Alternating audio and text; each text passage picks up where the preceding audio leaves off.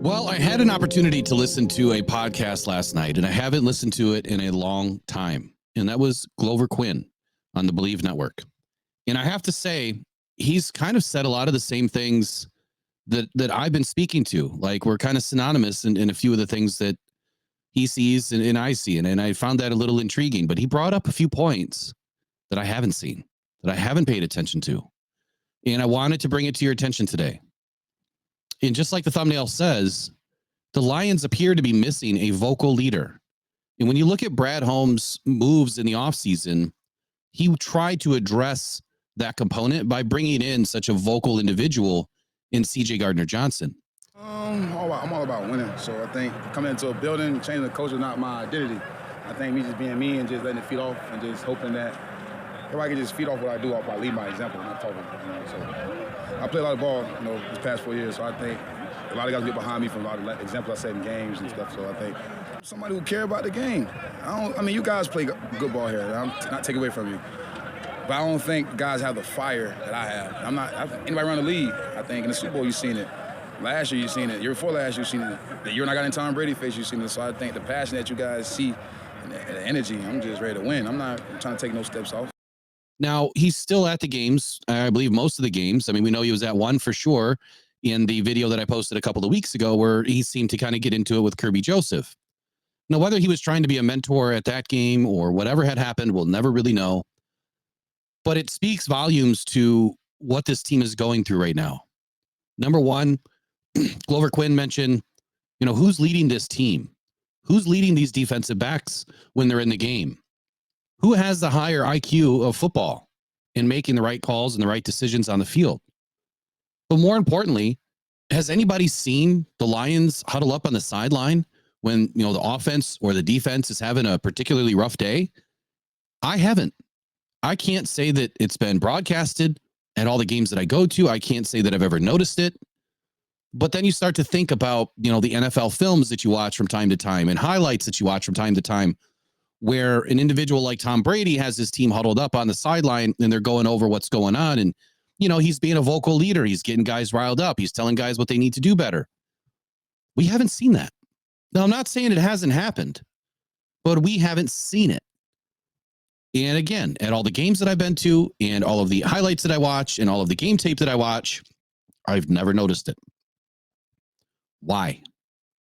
Why is this team not getting together on the sideline and trying to address everything?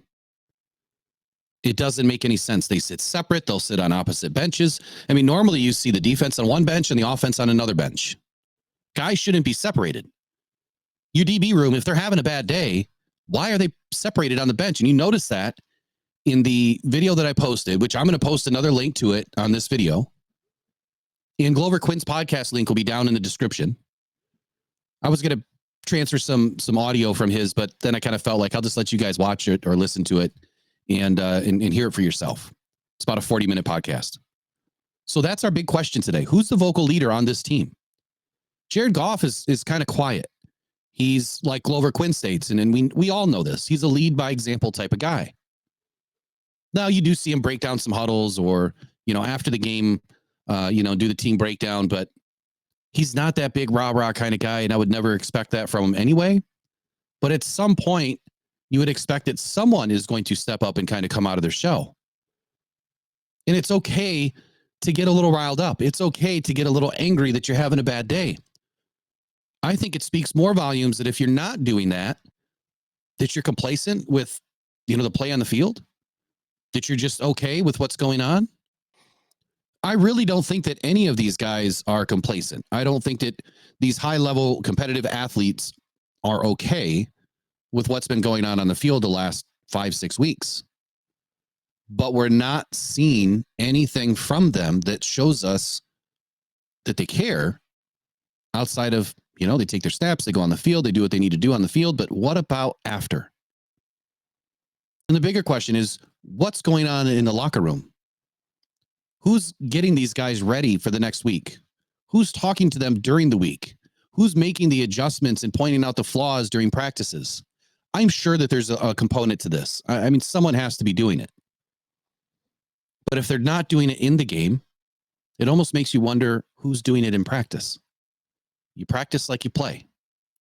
Now, CJ Gardner-Johnson is a huge benefit to this team from the way that, he loves to energize the guys. He's a big vocal leader. And Brad Holmes was right for making that decision and finding someone to put on this team that could take over, from that perspective of the game and what's needed on a team. Sometimes it doesn't work if you have too many guys that are too vocal, because then they kind of compete with each other. And that's not necessarily the best thing, but you should have at least one guy on the offense that's doing it and one guy on the defense that's doing it. Somebody that these guys will respect. They respect for their level of play on the field, the guys that lead by example, but they also lead by being vocal. And right now, I think that the Lions are kind of hurting in this regard, and other people are seeing it too. I just never thought about pointing it out until Glover Quinn pointed it out. I've continually said that these Lions are a great team. The Brad Holmes has made a lot of the right decisions, and he has, and they are. But sometimes you're missing just a couple of components that really elevate your team to the next level. And I'm confident that it'll happen by next season. I'm confident that we do have a couple of these guys on the team. But Glover made another point that really made sense, and that's, Aiden Hutchinson could be that type of a leader. He could be a vocal guy, but he's only been with the team for 2 seasons. He may not know everything. He may not be comfortable yet.